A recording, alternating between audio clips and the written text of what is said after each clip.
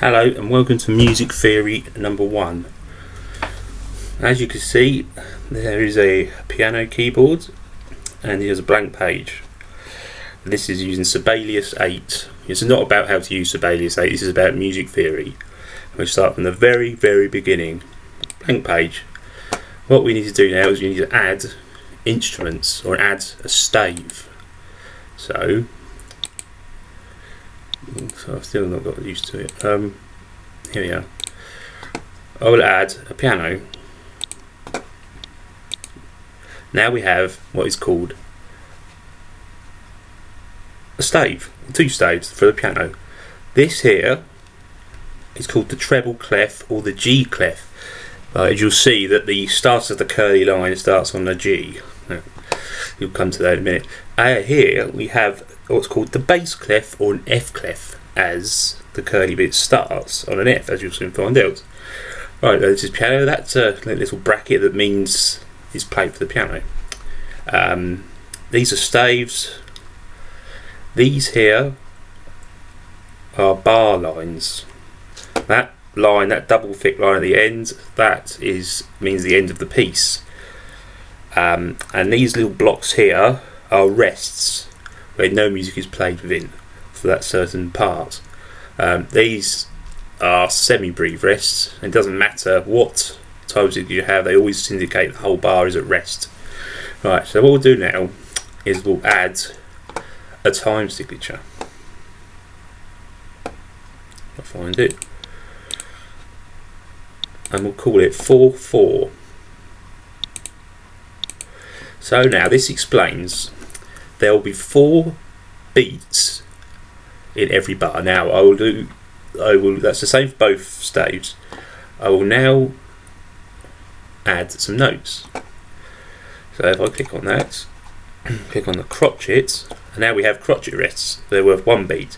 So as you can see now, we've got 1 beat, 2 beat, and we've got a minim rest, which is 2 beats, which makes 4. And you've always got to add up to 4. When it's the type signature says 4/4, 4/4, you've got to make it add up to 4 in both. You can't have a different time signature for each stave.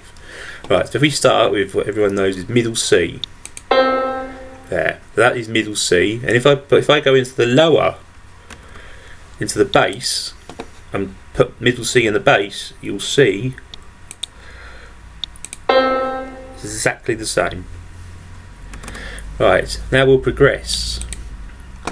Now it goes in C, D, E, F, and then we can do another bar. Go G, A, B, C. So let's start with middle C, and we work our way up to the C. Now that is what is called a scale, and that is a scale of C major. And we'll come to different scales in a minute when we evoke key signatures. Anyway, let's do the bass. So this would be in contrary motion to the treble. So we have the middle C, which both scales start on, and we'll go down to B, A, G, F, E, D, C. And that is a descending scale in C major for the bass, which would be played normally with the left hand. That is what is known as a contrary motion. Right, now I can change this ever so slightly.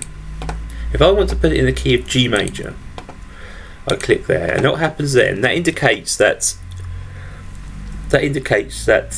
the F is raised by a semitone to make it sound the same as C major, but starting on the key of C. So now if I go up,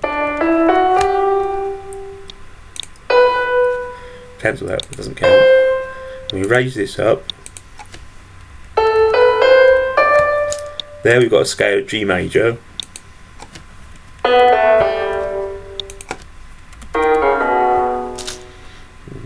That shouldn't be there. Right, so now we have a contribution of G major with that indicating, the time signature indicating that the F is raised by a semitone. So there's F there, and you raise it by a semitone, which gives you the black key of F sharp. Now if I just play this, just to show you an example.